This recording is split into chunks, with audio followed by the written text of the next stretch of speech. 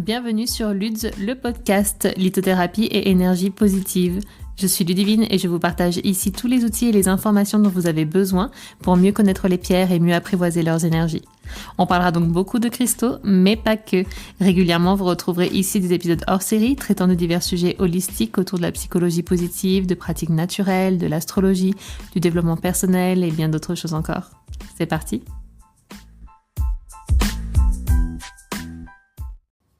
Bonjour à tous et bienvenue dans ce nouvel épisode. Aujourd'hui, nous allons parler des cristaux encodés, des cristaux archivistes. Qu'est-ce qu'un cristal encodé, un cristal archiviste? C'est ce dont nous allons parler aujourd'hui. C'est un thème passionnant, je vous le promets. Bien souvent, quand on commence à aimer les pierres, on cherche à s'en procurer, on se renseigne sur chaque spécimen, sur ses vertus, sur pas mal de choses, mais on ne pense pas forcément à regarder dans le détail sa pierre, en l'occurrence son cristal, d'accord? Donc une pierre qui soit translucide, à travers laquelle on voit, et regarder un peu toutes ses aspérités, regarder de quoi est-ce qu'elle est faite et à quoi est-ce qu'elle ressemble d'extérieur, et essayer justement de se connecter énergétiquement à ces aspérités-là. Et pourtant, la manière dont s'est formé le cristal lui confère un aspect visuel qui lui est absolument propre. Vous ne trouverez jamais deux cristals de roche du même aspect, même si oui, vous allez trouver des pointes qui vont peut-être vous sembler un peu identiques, etc. Mais déjà, les cristaux n'ont jamais la même forme. Ils sont tous très singuliers. Et lorsque votre pierre est translucide, que vous avez en face de vous un cristal qui a donc cristallisé et que vous pouvez voir à l'intérieur, vous voyez souvent plein de choses quand vous y plongez le regard. On trouve souvent des arcs-en-ciel, on trouve souvent des fractures internes qui donnent différents veinages. On trouve beaucoup de choses, notamment chez certains spécimens un peu plus rares, des encodages. Donc, qu'est-ce qu'un encodage ? Il existe déjà plusieurs sortes d'encodages différents. Le plus connu d'entre eux serait les stries, que l'on trouve sur notamment les quartz que l'on appelle quartz lémuriens, qui sont les plus connus sous ce nom, mais pas que, on va détailler tout ça par la suite. Et ces stries doivent se trouver sur au moins 2 des facettes de votre cristal et être très identifiables. Sur tous les cristaux, vous pouvez voir quelques stries, etc., mais c'est pas un encodage, d'accord? Les stries des encodages sont vraiment très différenciables, on les remarque tout de suite. J'en ai évidemment toute une page, vous l'imaginez bien, dans mon livre, et j'en ai également quelques photos sur Instagram si vous voulez aller voir à quoi est-ce que ça ressemble. Donc vous avez ces stries qui sont très souvent les marques d'encodage les plus connues, mais nous pouvons également parler du record keeper, du fantôme, de la clé, de la fenêtre, pour les principales marques d'encodage. On va détailler chacun d'entre eux par la suite, d'accord? Donc, je viens de vous parler de marques d'encodage et de cristaux archivistes.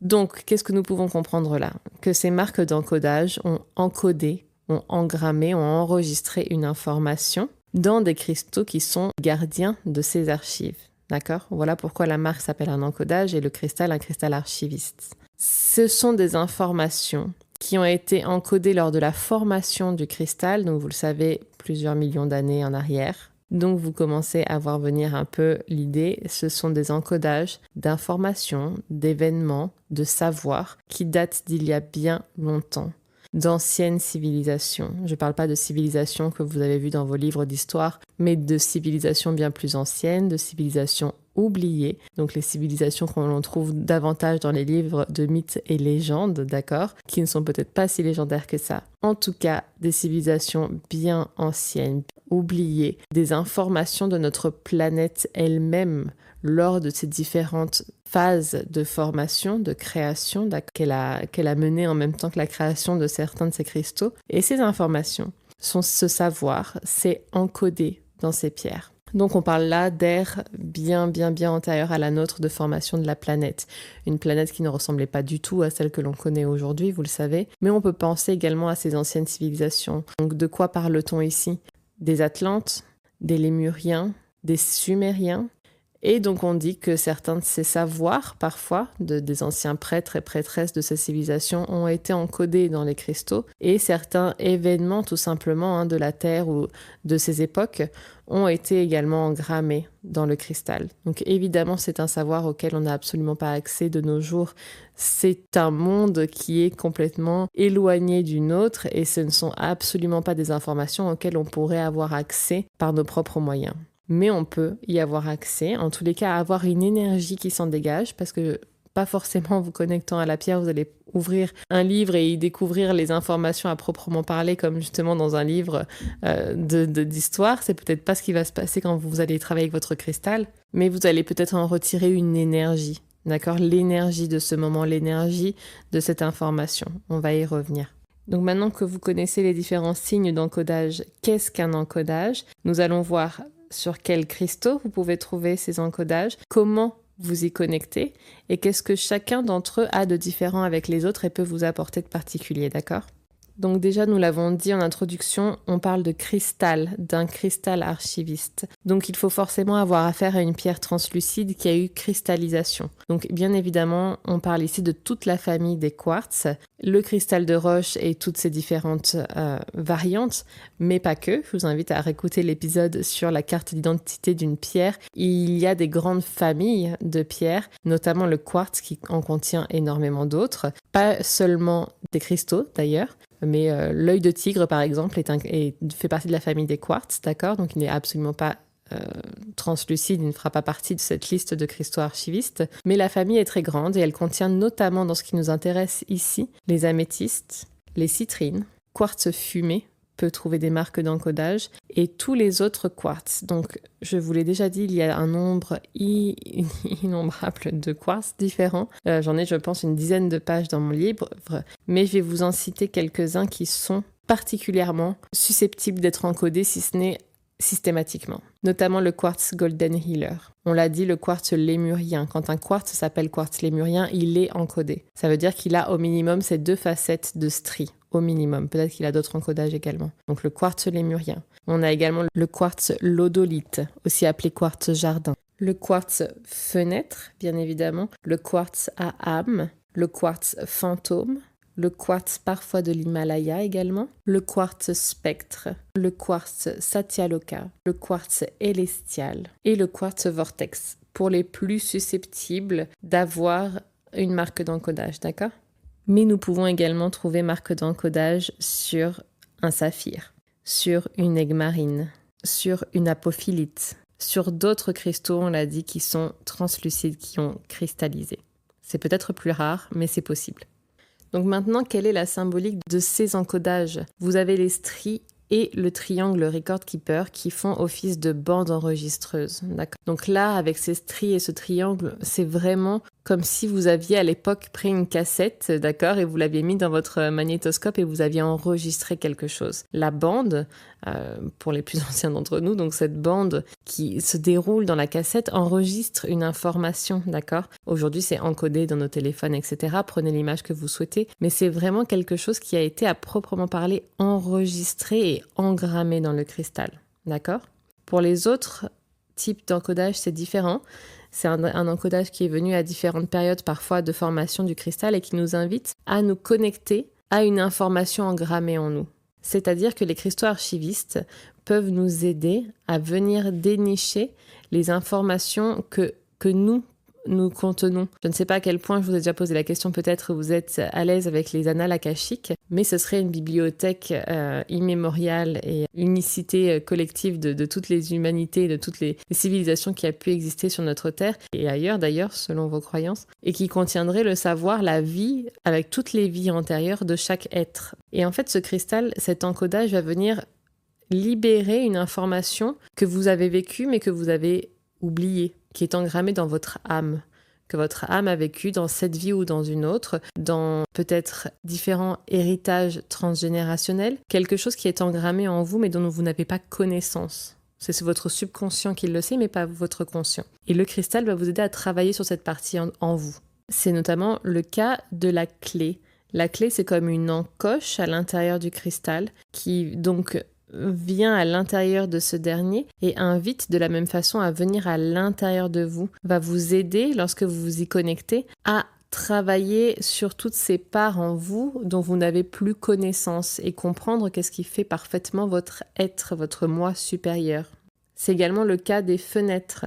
Les fenêtres, ce sont des petites faces supplémentaires au sommet de la pointe d'un cristal qui se sont naturellement faites, qui ne sont pas taillées par l'homme. Elles peuvent être taillées par l'homme si vous achetez un cristal qui est faceté de cette façon, et vous pourrez faire le travail également, mais c'est pas la même énergie, bien évidemment. Ce sont donc des faces supplémentaires en haut de la pointe de votre cristal, et selon l'endroit où va se trouver votre face, elle va vous inviter, c'est une fenêtre, donc comme son nom l'indique, à ouvrir une fenêtre soit sur votre passé, soit sur votre futur. Donc si elle est sur la gauche du cristal, elle va vous inviter à travailler sur votre passé afin de dénouer des blocages, donc votre passé actuel ou le passé de vie antérieure, d'héritage transgénérationnel encore, cela va dépendre de travail que vous souhaitez effectuer, mais elle va vous aider à vraiment voyager vers le passé pour comprendre certains de vos blocages, d'accord? Si la fenêtre se trouve sur la droite du cristal, elle va vous inviter à ce moment-là à travailler sur votre instant présent pour débloquer votre futur, ou alors essayer de vous transporter mentalement vers votre futur moi pour visualiser là où vous en serez et comprendre qu'est-ce que vous devez débloquer dans votre présent pour justement atteindre ce futur. Ensuite, nous avons un encodage qui s'appelle le fantôme à l'intérieur d'une pierre, d'un cristal. Donc, vous avez même un cristal qui s'appelle le cristal fantôme quand il en contient beaucoup, d'accord? Et en fait, un fantôme, c'est une aspérité qui très souvent reprend la forme de la pointe du cristal. Pourquoi ? Parce que le fantôme, c'est un petit nuage que vous voyez à l'intérieur de votre pierre, à différencier d'un quartz à âme, on en parlera par la suite. Et visuellement, cette différence se fait justement de cette façon. Vous avez votre pointe de cristal, et en dessous, à l'intérieur donc du cristal, vous avez la même pointe qui est redessinée comme avec plein de petites aspérités à l'intérieur, comme un petit nuage d'aspérité. Pourquoi est-ce que ça reprend intérieurement la pointe finale du cristal? Parce que ce sont des aspérités qui sont venues se déposer lorsque le cristal a stoppé sa croissance à un moment donné et l'a reprise.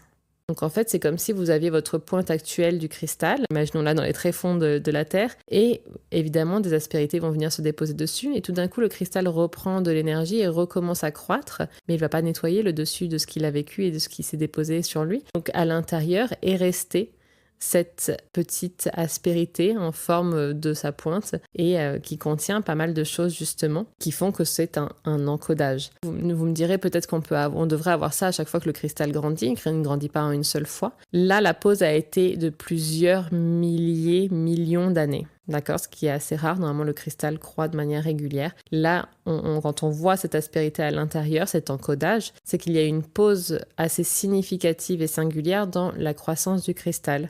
Et durant cette pause très longue, c'est enregistré dans ce nuage d'aspérité tout ce qui faisait l'environnement du cristal à ce moment-là. Et donc tout s'est engrammé dans le cristal qui a pris le dessus et qui a recouvert tout ça par sa croissance. Et tout ça est donc enregistré à l'intérieur du cristal. Donc là, on a une information encodée qui correspond à la période où s'est arrêté de croître le cristal et qui correspond à tout ce qui s'est passé autour de lui à ce moment-là. D'accord ? Et donc, visuellement, c'est à différencier d'un quartz à âme. Le quartz à âme, lui, va avoir à l'intérieur de lui vraiment une sorte de nuage assez linéaire, très souvent en son centre. On voit vraiment un nuage, on voit moins d'aspérité comme on peut voir dans le fantôme. Vraiment, encore une fois, le fantôme reprend la forme finie supérieure du cristal, donc souvent la pointe, mais à l'intérieur. L'âme, c'est différent. Dans le quartz, elle va vraiment être à l'intérieur du cristal, en son centre très souvent, et va aller de haut en bas. La différence également, c'est que l'âme se trouve uniquement dans du cristal de roche. Donc on l'appelle le quartz à âme. Le fantôme, vous le retrouvez dans toutes les autres pierres cristallisées qu'on vient de nommer, notamment l'apophilite a très souvent un fantôme, enfin très souvent, c'est très rare, hein, mais peut facilement avoir un fantôme à l'intérieur de sa cristallisation également, d'accord ? Donc c'est différent, l'âme, le quartz à âme, c'est pas réellement un encodage, c'est une connexion première à votre âme, à votre moi supérieur, on en a déjà parlé dans l'introspection notamment. C'est un quartz qui se connecte à vous, qui vous appelle, vous en avez généralement un seul, pas plusieurs. Outre le fait que ces quartz sont rares, il y en a un qui est fait pour vous, il y en a un qui va résonner avec votre âme, avec votre moi intérieur, et lui, il est là pour vous la révéler, pour vous révéler qui vous êtes vous réellement, en enlevant les couches un peu physiques, un peu incarnées de votre vie sur Terre aujourd'hui. Il vous montre votre âme première. Qui est-elle ? Qui êtes-vous à l'intérieur ? Qui est votre vrai moi supérieur ? Voilà, donc c'est un travail différent avec le quartz à âme.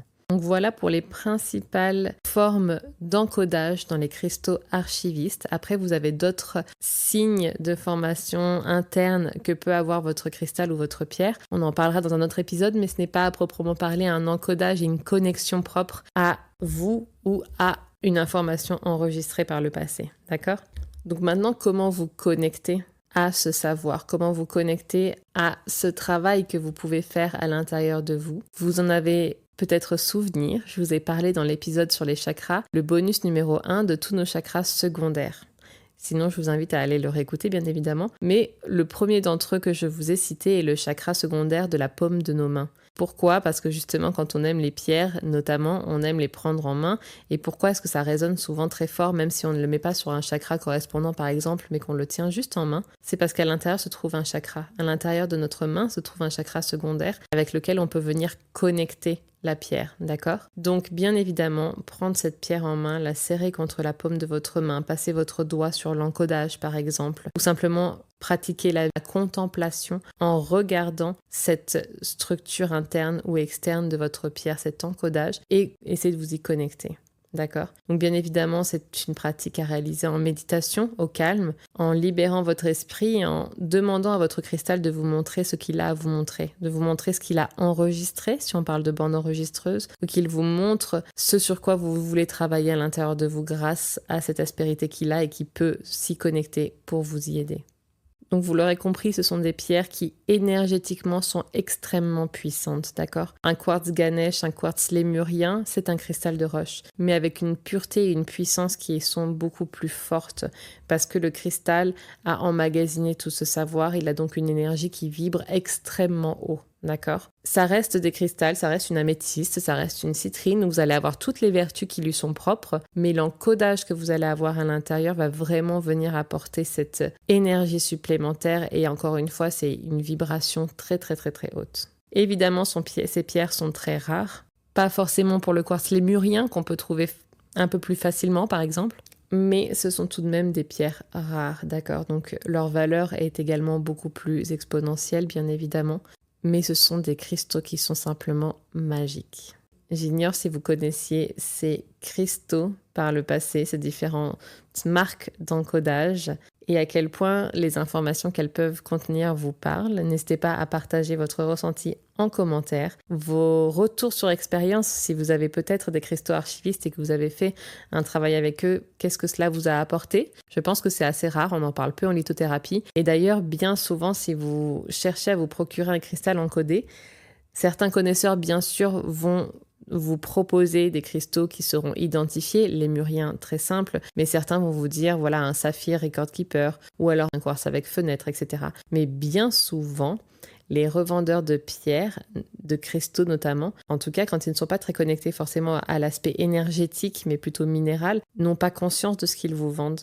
Et parfois, vous pouvez avoir des cristaux incroyables, avec des marques d'encodage fantastiques, qui sont vendus pour une citrine ou un cristal de roche tout à fait lambda. Ça m'est arrivé de trouver une citrine avec des encodages incroyables, plusieurs encodages, des fantômes, une pièce formidable dont le revendeur en minéralogie savait très bien me dire d'où elle venait, sa pureté, sa couleur, etc. Mais absolument pas ses encodages. Un quartz lodolite que j'ai en photo souvent sur mon compte Instagram parce que j'ai une connexion très forte à cette pierre, un record keeper d'une taille phénoménale à son sommet, plus des stries. Enfin, c'est un quartz qui est tout simplement magique, qui m'a sauté aux yeux quand je suis rentrée dans la boutique. Et le revendeur, encore une fois de minéraux plutôt, m'a dit que c'était un très beau quartz jardin avec une inclusion à l'intérieur, mais il n'avait aucune connaissance de ces formes d'encodage extérieur ou interne, mais qui sont complètement différents de la famille de quartz à laquelle appartient le cristal. Donc parfois, c'est à vous de dénicher un petit peu, d'aller chercher, voir si dans telle ou telle pierre que vous savez pouvoir être encodée, vous allez vous dénicher un encodage. Et c'est ce qui fait de ces pièces des cristaux encore plus magiques, parce que c'est à vous d'aller un peu les dénicher. Écoutez, je vous laisse ici assimiler tout cela. On a beaucoup d'informations aujourd'hui, très purement lithothérapie, et c'est ce qu'on aime. N'hésitez pas à me faire votre retour. Et on se retrouve très bientôt pour un nouvel épisode. Et on va également prochainement parler d'autres aspérités qu'on peut trouver sur un cristal et qui lui confèrent une énergie, un message différent, autre que les marques d'encodage. Ok ? Je vous dis à bientôt. Très belle journée. Bye bye.